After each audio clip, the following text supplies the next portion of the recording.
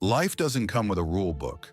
No guide appears at your birth explaining how to deal with heartache, betrayal, burnout, or the quiet ache of purposelessness. Most of us stumble, hurt, and learn, and if we're lucky, we survive long enough to make sense of it all. This is not a list of commandments. These are quiet truths, learned the hard way, whispered through experience. They aren't meant to scare you. They're here to light a candle in the dark corners of your path. No one is coming to save you. For years, I waited. I waited for someone to understand me without explanation, to love me without condition, to step in during my darkest hours and say, "I've got you." I kept thinking someone would show up. Maybe a friend, maybe a mentor, maybe some invisible force that would make things make sense. But no one did. And the longer I waited, the deeper I sank into passivity, anger, and self-pity. One day I realized something both terrifying and freeing. No one is coming. Not in the way I hoped. Not like in the movies. Not in the way I imagined rescue to look like. That day I started picking up the bricks, slowly, clumsily. I built myself from the ground up, not because I had all the answers, but because I stopped waiting for permission to begin. The Stoics would say, "You have power over your mind, not outside events." And they were right. No one can live your life for you. No one can feel your pain, dream your dreams, or carry your burdens the way you can. You are your own rescue mission. And that's not a burden. It's your greatest power. Your time is your life. Time isn't money. It's far more valuable. You can lose money and make it back, but every minute that passes is gone forever. For years, I treated time carelessly. I thought I had endless tomorrows, infinite chances to start over, to fix things, to show up. I was wrong. Every second you spend doing something that doesn't align with your values or future is a second stolen. Every hour wasted in distraction is time borrowed from your own becoming. I once heard someone say, "Your calendar is a moral document. It reveals what you truly value."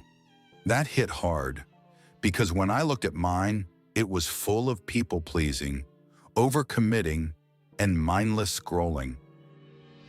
Don't chase people. Chasing people was my emotional cardio for years. I ran after love, after validation, after friendship. I begged people to stay who were already halfway out the door. What I didn't know was this: the right people don't have to be chased. They stay. They see you. They grow with you. When you chase someone, you teach yourself that your worth is dependent on their approval. You shrink to fit their preferences. You silence your truth to keep the peace. Real connection isn't earned through begging. It's built through mutual respect, through authenticity, through letting go of who's not meant for you. When you stop chasing, you make room for becoming. You reclaim your dignity. You say, "I am enough as I am, and those who see it will walk beside me." Let them go. The ones meant for you don't need convincing. They'll find you when you find yourself. Choose peace over being right. I used to need to win every argument.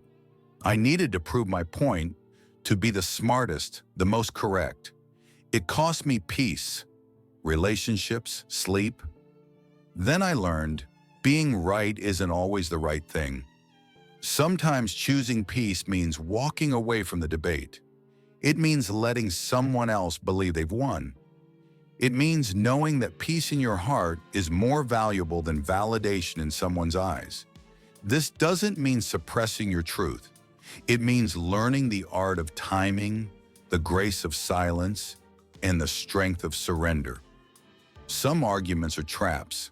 They pull you into ego battles that drain your energy. Peace isn't passive, it's powerful. It says, "I know who I am. I don't need to fight to prove it." Comparison kills joyful. Comparison is the thief that quietly robs you in daylight. It doesn't shout, it whispers, "Look at them. You're behind." I spent years measuring my worth by someone else's highlight reel. Social media amplified this. Everyone seemed happier, richer, and more fulfilled. But behind every filtered photo is a struggle you don't see. Behind every success is sacrifice, doubt, and fear. When you compare, you lose sight of your own path. You forget that your timing is different, that your dreams aren't supposed to look like theirs. Joy comes from presence, from gratitude, from growth. Comparison kills all three. So run your own race. You're not late. You're not lost. You're learning. You become what you consume. The books you read, the shows you binge, the conversations you have, the music you play, all of it becomes part of you. Your mind is fertile ground. What you plant grows. If you feed it chaos, you'll feel scattered. If you feed it truth, you'll become grounded. There was a time I couldn't figure out why I felt so anxious, so empty. Then I realized I was consuming fear, gossip, and distractions. My inputs were poisoning my output. Clean your mental diet. Read things that stretch you. Listen to voices that challenge and uplift you. Choose silence over noise. Choose substance over surface. You don't just eat with your mouth, you eat with your eyes, your ears, your soul. Learn to be alone without being lonely. Alone and lonely are not the same. Loneliness is a craving for connection. Solitude is the discovery of self. When I first started spending time alone, I hated it. The silence was deafening. It echoed with insecurities and regrets. But over time, something shifted. I began to hear my own voice. I began to heal. Solitude became sacred. I walked alone, journaled alone, reflected alone. And in that space, I met someone I had been avoiding, myself. Learn to enjoy your own company. Fall in love with your thoughts, your routines, your rituals. When you can sit in silence without needing to fill it, you've tapped into something rare. Discipline is freedom. At first, it sounds like a contradiction. How can rules bring freedom? But I learned this. When you lack discipline, you become a slave to impulses. You sleep in, you procrastinate, you abandon your goals. Discipline is the bridge between who you are and who you want to be. It's waking up when it's hard. It's doing the work when motivation disappears. And strangely, within the structure of discipline, you find space, you find peace, you find time. Jocko Willink said it best. Discipline equals freedom. The Stoics would nod in agreement. Life is not fair, and that's okay. For the longest time, I fought reality. I told myself, this isn't fair. I watch people lie and win. I watch good people suffer, and I couldn't understand it. Then I realized something difficult but freeing. Life isn't designed to be fair. Fairness is a human construct, a story we tell to feel safe. Nature doesn't operate by fairness. It operates by cause, consequence, and chance. When you accept that life is unfair, you stop wasting energy on outrage. You start focusing on what you can control. You become stronger, quieter, clearer. The Stoics said, don't ask for events to happen as you wish, but wish for them to happen as they do, and your life will go smoothly. You don't need to approve of every hardship, but you can stop resisting them. Fair or not, life moves, and so must you. Heal before you build. It's tempting to build quickly, to dive into a new relationship, a new job, a new version of yourself without addressing the old wounds. But what's buried doesn't die. It leaks. I once tried to build a beautiful life on top of unresolved trauma. Everything seemed fine until it wasn't. My anger seeped into my conversations. My fear ruined my opportunities. My insecurity poisoned my peace. Healing is slow, it's uncomfortable, but it's essential. Take the time to sit with your pain. Write it out. Talk it through. Forgive yourself. Forgive others. Don't wait until you're fully healed to move forward. But do pause long enough to make sure you're not dragging a broken heart into your next beginning. Read more than you scroll. Scrolling numbs you. Reading wakes you up.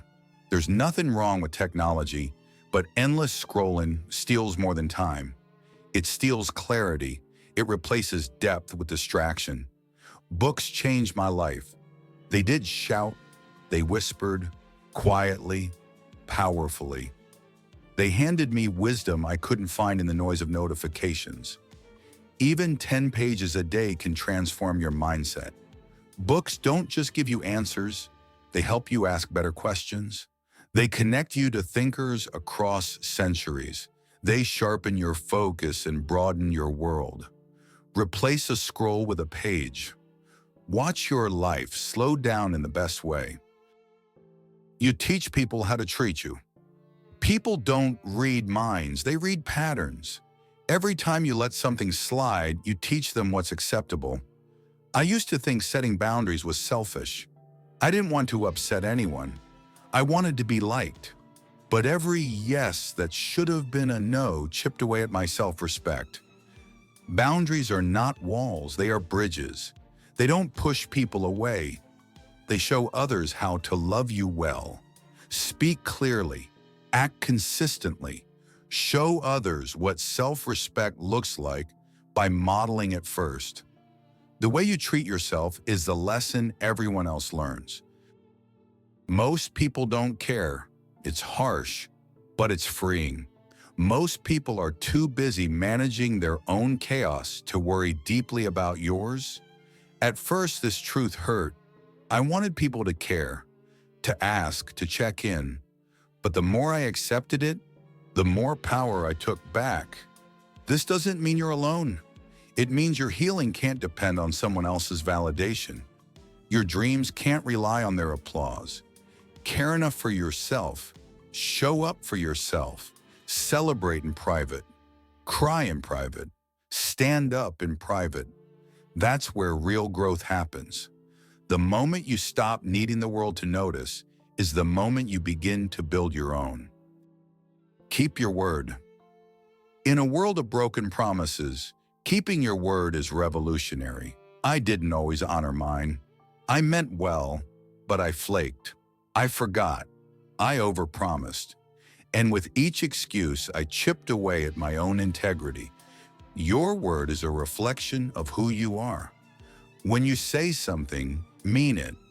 When you can't follow through, own it.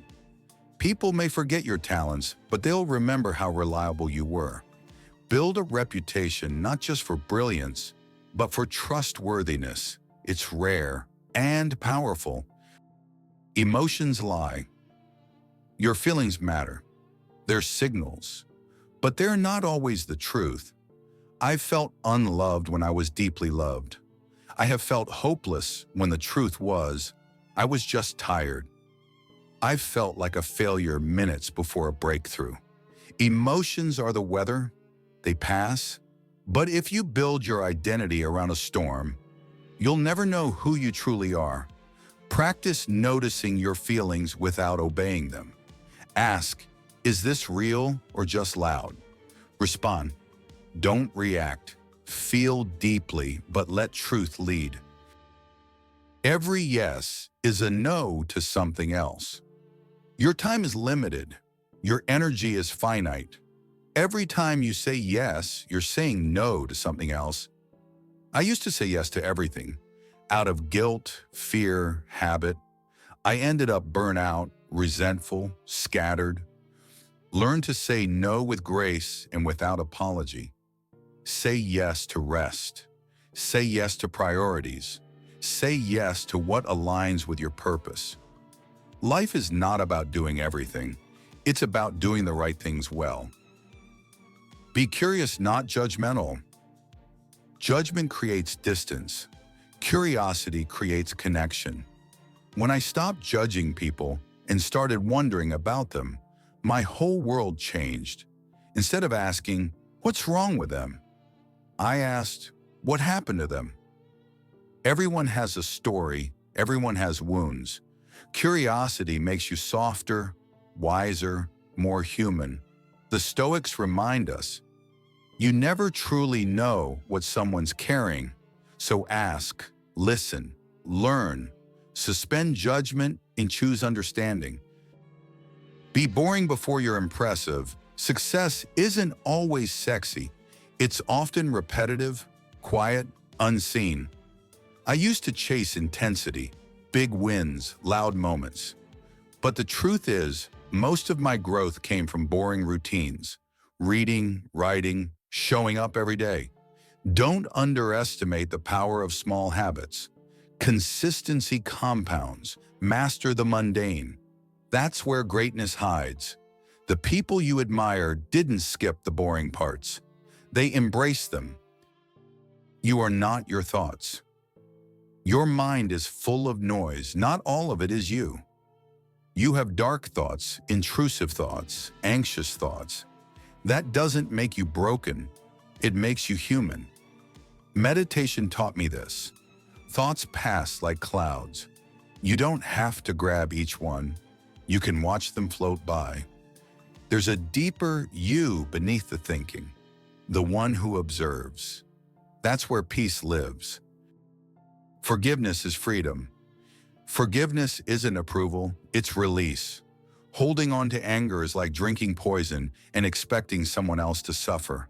I know I held on for years. I replayed betrayals. I clung to bitterness, and it only hurt me. When I forgave, nothing changed on the outside. But inside, a storm calmed, a chain broke. Forgiveness isn't about them, it's about you. Let go, not because they deserve peace, but because you do. You made it through the first 20. Maybe some hit hard. Maybe some felt like truth you already knew deep down. Either way, these are the foundations. This is only the beginning. The next 80 laws are waiting, each one a gentle nudge toward clarity, strength, and peace. But even if you stopped here, even if you carry just one of these truths with you, your life would shift. Growth doesn't come in leaps. It comes in whispers, in quiet choices, in small, steady steps. And if you're still reading, still reflecting, maybe you're already on your way. And the journey's just beginning. Part 2, coming next.